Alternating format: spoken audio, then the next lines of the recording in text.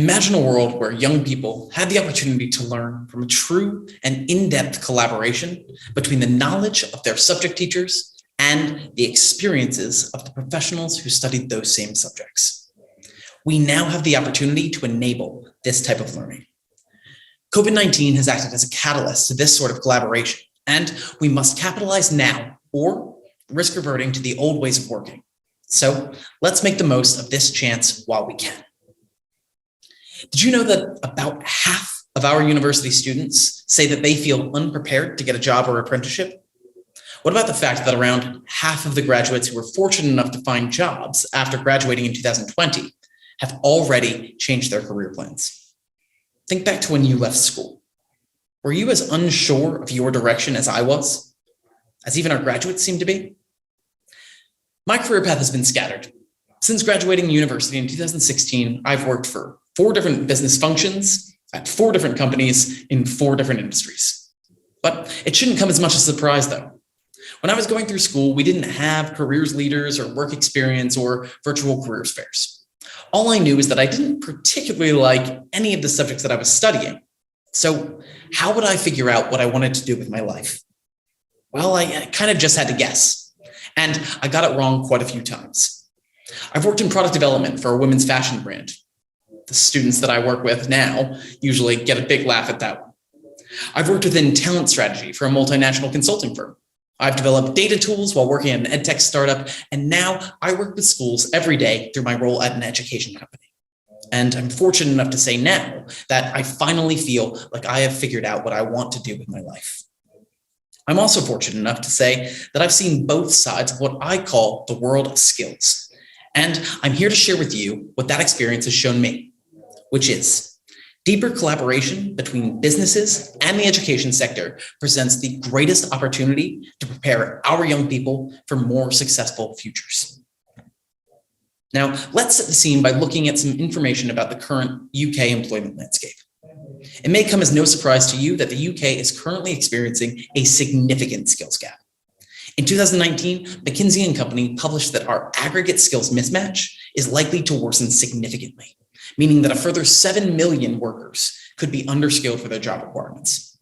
But we don't need to look at 2030 to see that these skills mismatches are already being felt. Another 2019 report, this time by the CBI, found that 40% of employers reported that they are dissatisfied or very dissatisfied with the wider character, behaviors, and attributes of their recent school, college, and university leavers. I guess we can see why our students are feeling a bit underprepared. In addition to the statistics and government reports, I'm sure that each of us here today could give plenty of anecdotal evidence about the frustrations of being unable to find the talent that we need to support our organizations. So, should businesses blame educators for these skills gaps? Of course not. The rapid shifts that have occurred in the world of work have left little time for the testing and pedagogical developments that would need to be made to adequately update the UK curriculum. Plus, not even employers can accurately predict how the skills landscape will change in the next 10 to 15 years. So why would we expect educators to have those answers? From my experience, businesses are beginning to recognize that they may have been asking the wrong questions all along. Instead of asking, why don't we have the skills that we need now? Businesses are starting to ask, how can we support the development of the skills that we are going to need for the future? This is our first nod to the importance of cross-sectoral collaboration. Now, since we're talking about the role of teachers, I'd also like to share my experience hearing from educationalists across the country.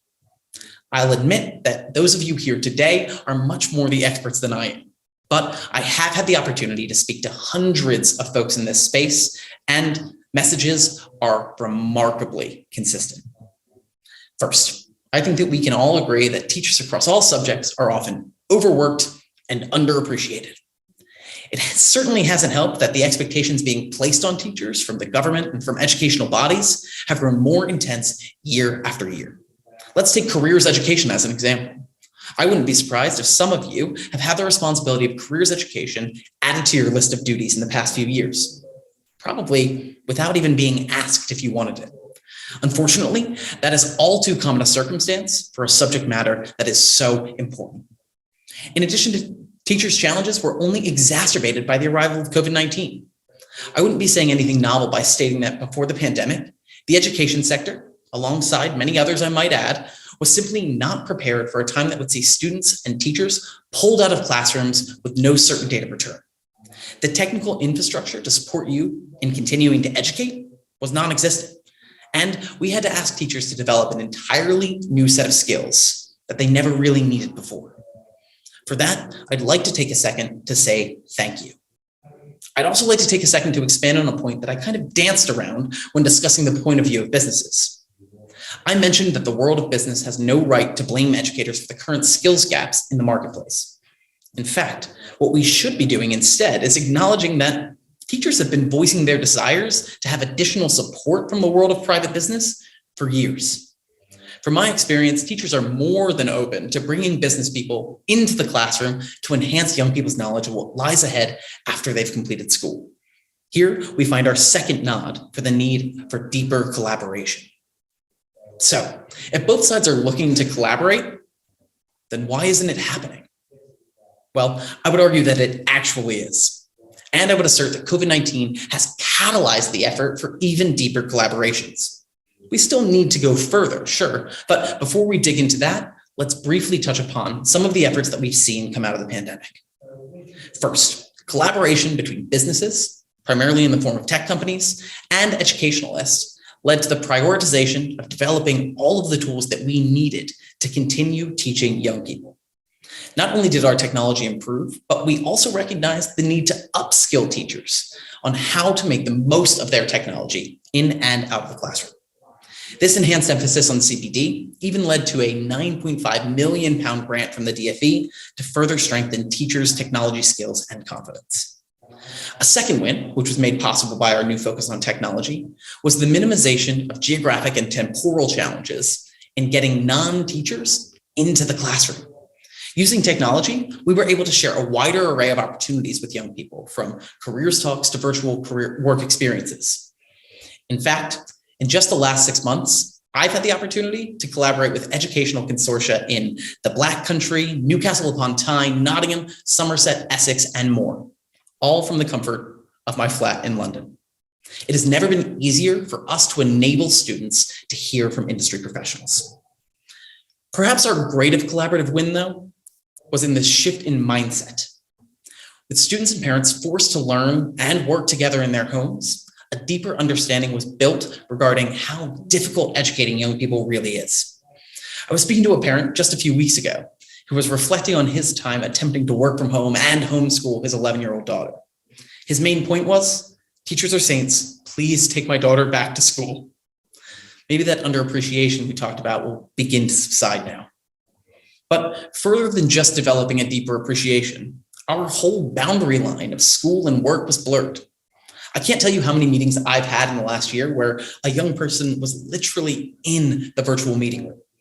I've met my colleagues' children as they've patiently waited for our conversation about new commercial models to come to a close.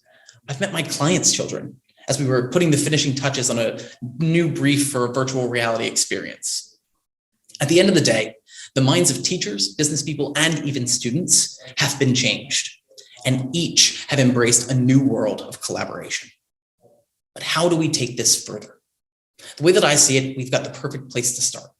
We must press ahead with building deeper collaborative efforts between employers and educators. This means, educators, you must continue to reach out to business people in your networks. Find ways to share their experiences with your students. Bring as many real-world examples into the classroom as possible, whether that be in person or virtual. Where can you use the challenges that business people face as enhancements to your lessons? I'll give you an example from my world. At the moment, my company is collaborating with business people across the country to create a curricular model for secondary schools that revolves around bringing careers into the classroom. Starting at year 7, we illustrate to students how their core subjects could lead to a variety of career options and how the skills they learn from those subjects might be used. Let's take history for an example. We share with students that a love of history might lead you to be an inspector in the police in Manchester, or maybe an auditor at an accountancy firm on the South Coast, or perhaps even a solicitor in London. Regardless of the path a student might choose, a love of creating timelines, an interest in the cause and effect of events, and a deep attention to detail would be key factors for success in each of these careers. So, who in your network could you collaborate with to bring something from the world of work into your classroom? Now, I certainly don't mean to say that it should be the sole responsibility of teachers to solve our future skills shortages. To the contrary. So for the industry professionals here today, I'd ask you to consider how you can get involved with supporting young people. Even if that means simply volunteering some time with a nearby school. Or even simpler, reach out to a teacher in your network and see if you can collaborate to create a lesson that develops the skills your workplace needs. For example, could you help write a lesson that incorporates drafting an email or managing competing priorities? Wouldn't a young person with those sorts of skills be an asset to your company? And if you want to take it even further, you can. You can remind your employer of how important the next generation will be to your company. There are so many ways that employers can invest in the future of their organizations by supporting students. Employer companies to review their work placement or apprenticeship schemes. Ask your company if they'd be interested in collaborating with the education sector to create more resources about the industry. Educationalists cannot solve the skills gap alone, but literally any business can help. I'll ask you one more time to think back to when you left school. Remember how you felt, your outlook on your own future. What if you had the opportunity to go back and share all of the knowledge that you now have with your young self? How much more confident would you be? What better opportunities would you have seized?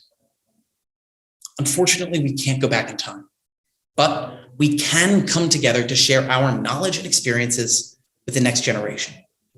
So please, I encourage each of you here today to take just one day to collaborate with someone from the other side of the equation, be that business person or educator.